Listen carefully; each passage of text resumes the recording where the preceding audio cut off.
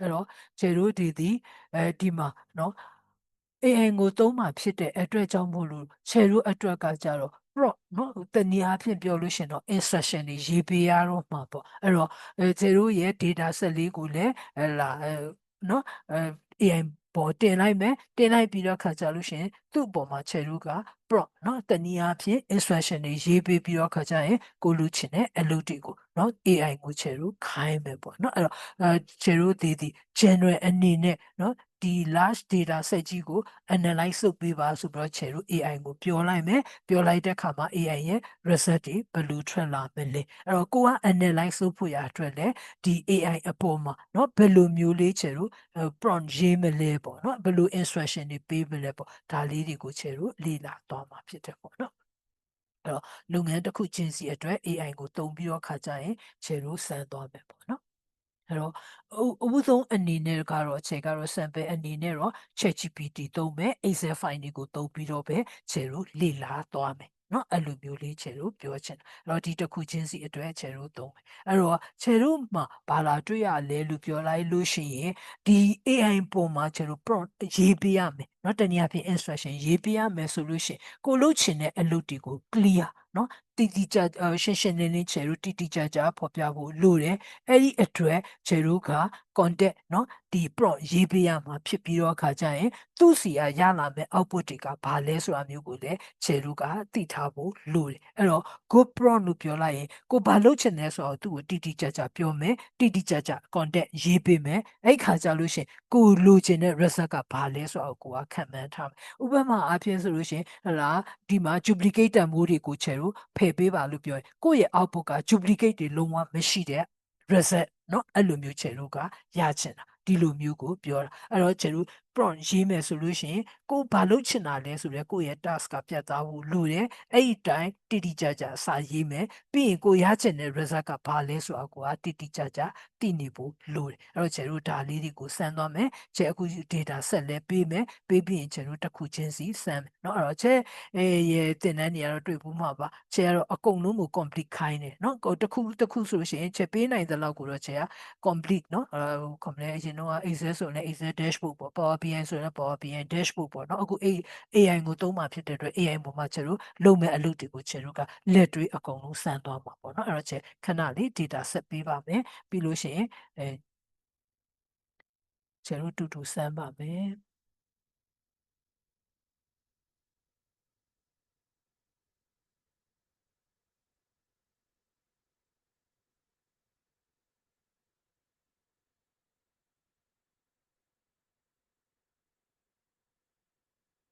တော့ ChatGPT လေးကိုတစ်ချက်ဖွင့်မယ်အကောင့်ဖွင့်ထားလားမဖွင့်ထားလားတော့ချက်မသိနေသေးဘူးအကောင့်မရှိသေးရင်လည်းအကောင့်ကိုဖွင့်လိုက်ပါ free account လည်းရတယ် pro account မှမဟုတ်ဘူးเนาะ free account လည်းရတယ်ဆိုတာလေးကိုပြောချင်တယ်အခု save data file လေးချက်ပို့လိုက်ပါတယ် check မှာတစ်ချက်ကြည့်ပေးပါ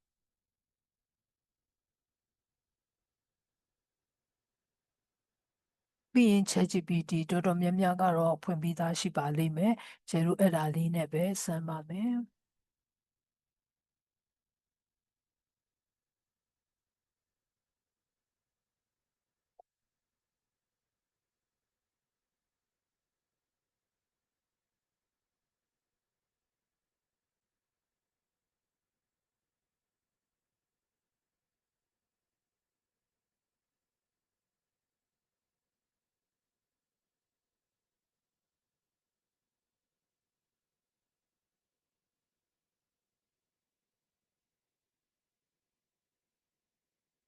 ကျတို့ခုနကဒီမှာ Excel file လေးပေးလိုက်ပါတယ် download လုပ်ပြီးတော့ယူပေးပါ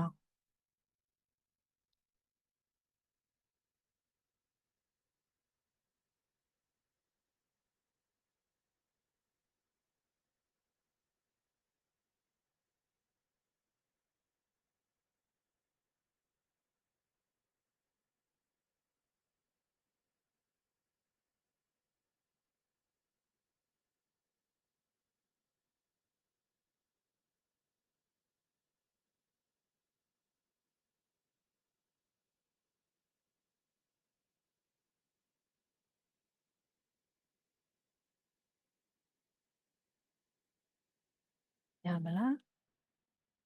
အဲ့တော့ခုနက Excel file လေးကိုကျတို့ဒီမှာတင်လိုက်ပါပြီဟော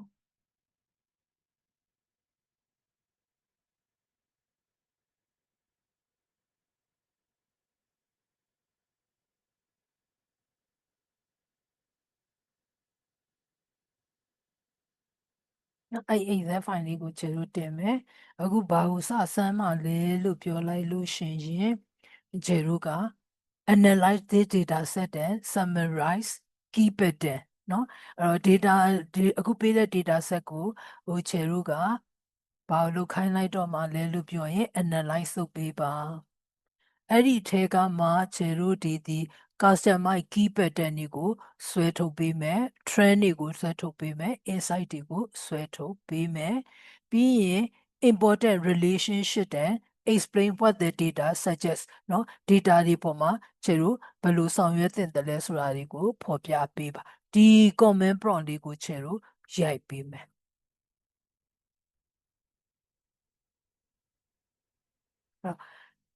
ချက် data set မှာမဟုတ်ဘူးเนาะ data set အစင်မပြေရင်လည်းကို data set နဲ့ကိုလည်းစမ်းလို့ရတယ် Excel file လေးတစ်ခုကိုကျတို့တင်လိုက်မယ်တင်ပြီးတော့မှကျတို့စမ်းမယ်